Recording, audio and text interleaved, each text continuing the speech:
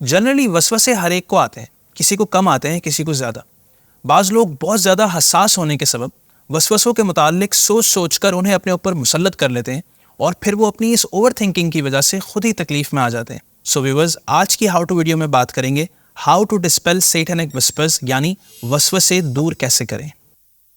اگرچہ سائیکالوجی کے مطابق سپرسٹیشس یعنی توہم پرست لوگ زیادہ وسوسوں کا شکار رہتے ہیں، لیکن وہ ایک الگ ٹاپک ہے، صرف آج ہم وسوسوں پر فوکس کرتے ہیں۔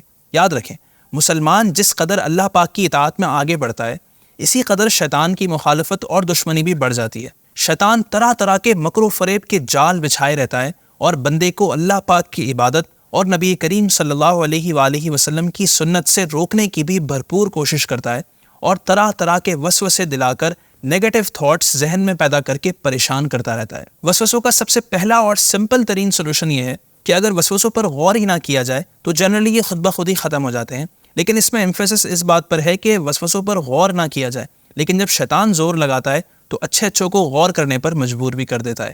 اینی اس کا حل یہ ہے کہ جب بھی وسوسے آنا شروع ہوں، ذکر اللہ یعنی اللہ اللہ کرنا شروع کر دیں تو انشاءاللہ شیطان فرار ہو جائے گا۔ حضرت ابن عباس رضی اللہ عنہ فرماتے ہیں، شیطان انسان کے دل پر بیٹھا رہتا ہے، جب بندہ ذکر اللہ سے غافل ہو جاتا ہے تو شیطان وسوسے ڈالتا ہے، اور جب انسان اللہ پاک کا ذکر کرتا ہے تو شیطان پیچھے ہٹ جاتا ہے۔ ویورز، یاد رکھیں، شیطان ہم سے اس قدر قریب ہے کہ ہمارے پیارے نبی صلی اللہ علیہ وآلہ وسلم نے فرمایا، بے شک شیطان انسان کے بدن میں خون کی طرح گردش کرتا ہے، اور صوفیاء کرام فرماتے ہیں کہ لہٰذا اس کے راستوں کو بھوک کے ذریعے سے تنگ کرو۔ تو یہاں ایک پوائنٹ یہ بھی پتا چلا کہ وسوسے دور کرنے کا ایک طریقہ یہ ہے کہ اپنی ڈائٹ کو معتدل بیلنسڈ بنائیں اور اوور ایٹنگ سے بچیں، ورنہ وسوسوں میں ڈراؤنے خواب بھی ایڈ ہو جائیں گے اور وسوسوں کی تہ اور ڈارک ہوتی چلی جائے گی۔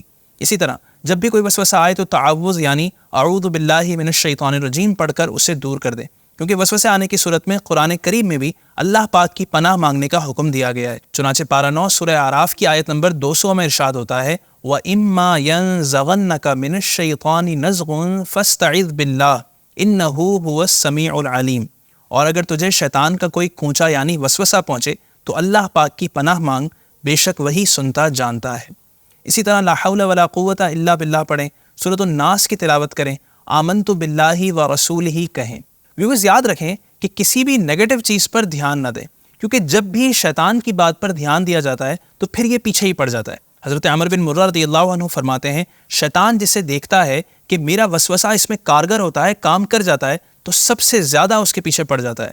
اعلیٰ حضرت مولانا شاہ امام احمد رضا خان رحمۃ اللہ علیہ فرماتے ہیں، اس بلائے عظیم یعنی وسوسے کی عادت یہ ہے کہ جس قدر اس پر عمل ہو اسی قدر یہ بڑھتا ہے، اور جب قصداً اس کا خلاف کیا جائے تو بإذنہ تعالیٰ تھوڑی مدت میں بالکل ختم ہو جاتا ہے۔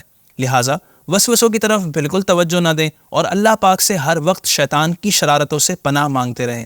اسی طرح ہمارے پیارے نبی صلی اللہ علیہ وسلم نے فرمایا، کوئی غسل خانے میں ہرگز پیشاب نہ کرے پھر اس میں نہائے یا وضو کرے گا، کیونکہ وسوسے اسی سے ہوتے ہیں۔ اور آخری پوائنٹ یہ کہ وسوسوں سے بچنے کے لیے اپنے آپ کو گناہوں سے بچائیں اور تقویٰ اور پرہیزگاری اپنائیں۔ حضرت سیدنا امام محمد غزالی رحمۃ اللہ علیہ فرماتے ہیں، اگر تم شیطان سے بچنا چاہتے ہو تو پہلے تقوی کے ذریعے پرہیزگاری اختیار کرو، پھر ذکر کی دوا استعمال کرو، یوں شیطان تم سے بھاگ جائے گا۔